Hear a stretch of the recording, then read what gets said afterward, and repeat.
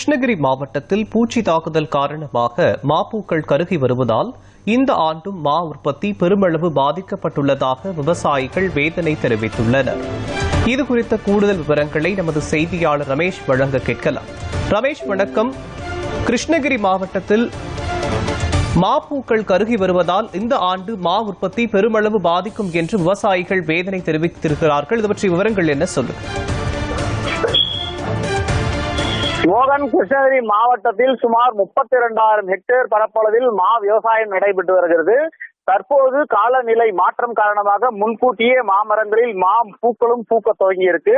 இந்நிலையில் இந்த ஆண்டு ஏக்கருக்கு 1000 செலவு செய்தும் மருந்துகள் தெளித்த போதும் மாம்பூக்களில் தத்துப்பூச்சி மற்றும் சாறு உறிஞ்சி பூச்சி தாக்குதல் காரணமாக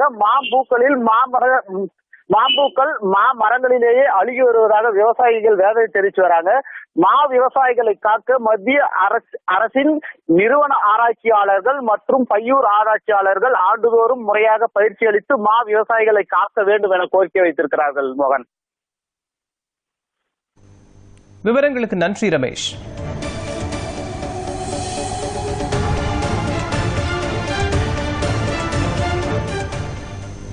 வணக்கம். கிருஷ்ணகிரி மாவட்டத்திலிருந்து மா விவசாயி சிவகுரு பேசுறேன்.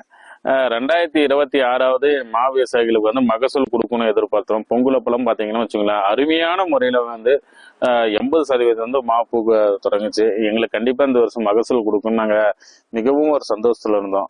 அதே படிப்படியா பாத்தீங்களா, அந்த பொங்கல் முடிஞ்சதோன்னு எங்களுக்கு அதே துக்கம் தான் வந்துடுச்சு. ஏன்னா எவ்வளவு பூக்குகள் பூத்துச்சு, தத்துப்பூச்சி, சாறு உறிஞ்சி பூச்சி எல்லாம், ஜோனா பூச்சி எல்லாம் பாருங்க, பூ பூரா கருகி போச்சு. ஒரு பிஞ்சு கூட இல்லை. சுமார் கிருஷ்ணகிரி மாவட்டத்துல 1 லட்சத்துக்கும் மேற்பட்ட விவசாயிகள், மா விவசாயிகள் இருக்கும். எங்க வாழ்வாதாரமே மிகப்பெரிய ஒரு கேள்விக்குறியா இருக்கு. 5 வருடமா மா விவசாயிகளுடைய வாழ்வாதாரமே கேள்விக்குரிய. விலை நிர்ணயம் இல்லை, ஆணையம் அமைக்க சொல்லி கேட்டோம். அதே மாதிரி மாங்குள் நிறுவனம் எங்களுக்கு வெளி மாநிலத்தில் வாங்குற மாங்காய் கட்டுப்பாடு வேணும். மாங்குள் நிறுவனத்தையும் காப்பாற்றவும் தமிழக அரசு தான் நாங்கள் கேட்டிருக்கோம்.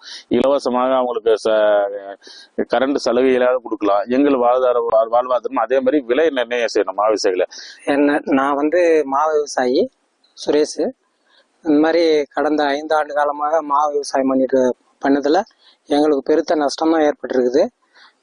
இது வரைக்கும் எனக்கு 5 வருஷத்துல வருஷத்துக்கு 50,000 ரூபாய் நான் முதலீடு போட்டிருக்கிறேன்.